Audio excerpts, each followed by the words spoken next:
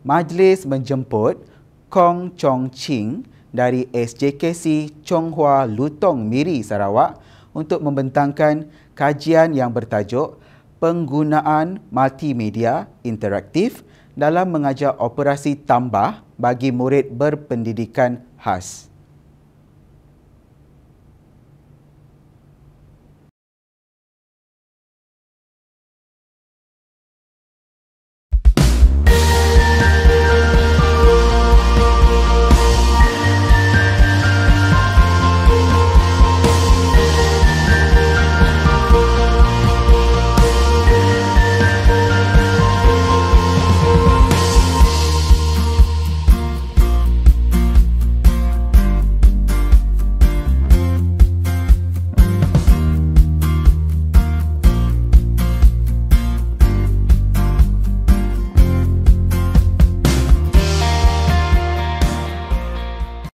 Salam sejahtera dan salam madani kepada semua yang hormati.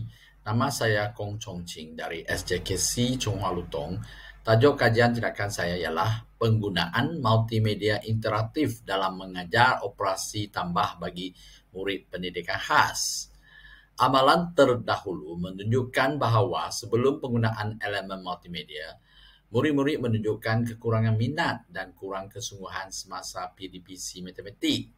Perhatian terhadap respon murid juga menunjukkan kelemahan dalam penyertaan, di mana beberapa orang murid bersikap pasif dan kurang keyakinan dalam menjawab soalan guru.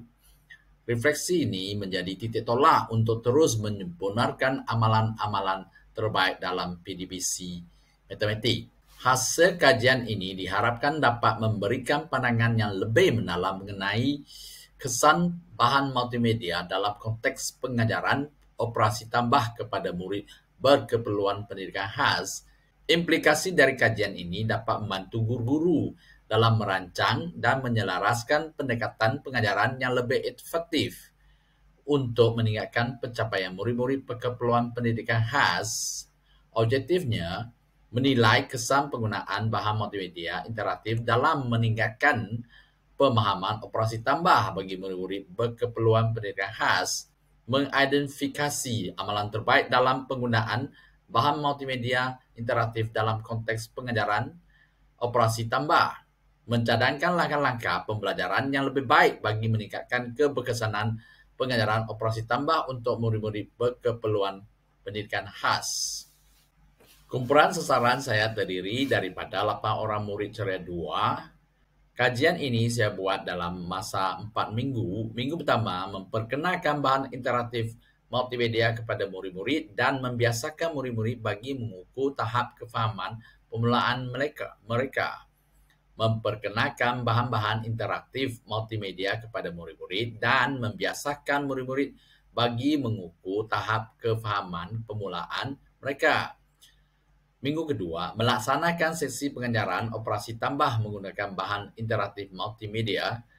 Minggu ketiga, melaksanakan ujian pasca untuk menilai peningkatan prestasi dan menjalankan perhatian terhadap interaksi murid dengan bahan multimedia.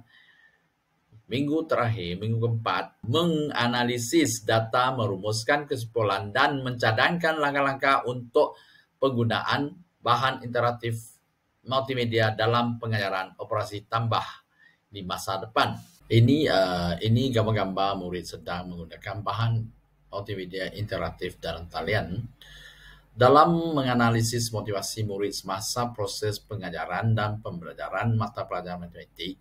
Pemerhatian telah dijalankan untuk menilai kesungguhan dan minat mereka sebelum dan selepas penggunaan amalan terbaik. Amalan terbaik diterapkan. Pemerhatian menunjukkan bahawa penggunaan slide PowerPoint, Word, Bluecat dan Quizy sebagai medium PDPC matematik memberikan impak yang positif terhadap motivasi murid.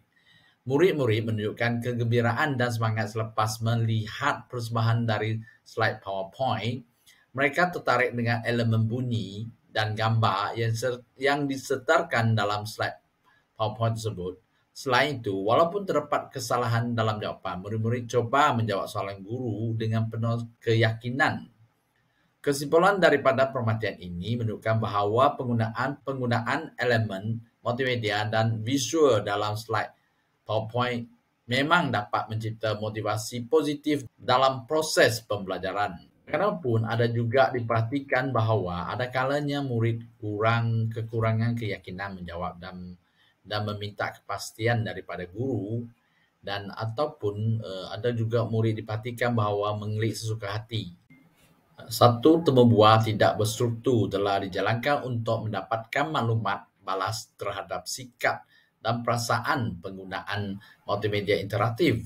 Dapatan temu buah ini ditunjukkan dalam jadual. Berdasarkan analisis tersebut, murid memberikan maklumat bahawa mereka suka, berasa gembira serta pandai ketika belajar dengan penggunaan multimedia.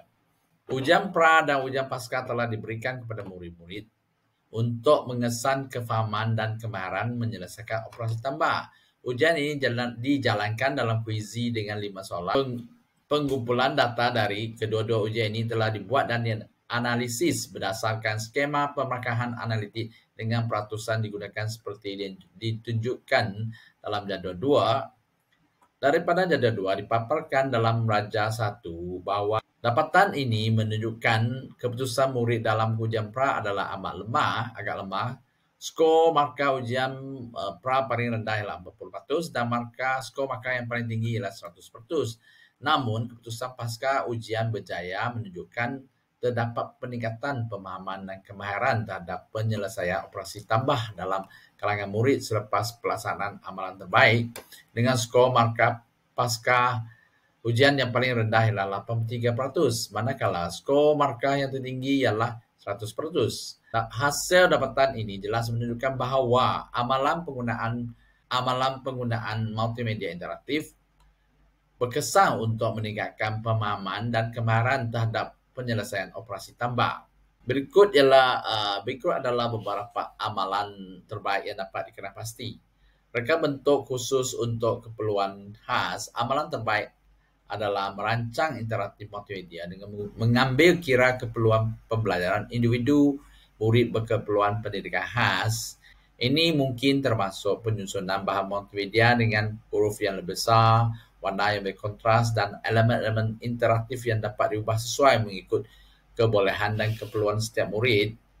Pelibatan aktif menyusun bahan interaktif multimedia dengan elemen-elemen yang menyerangsangkan pelibatan aktif murid dapat meningkatkan pembelajaran.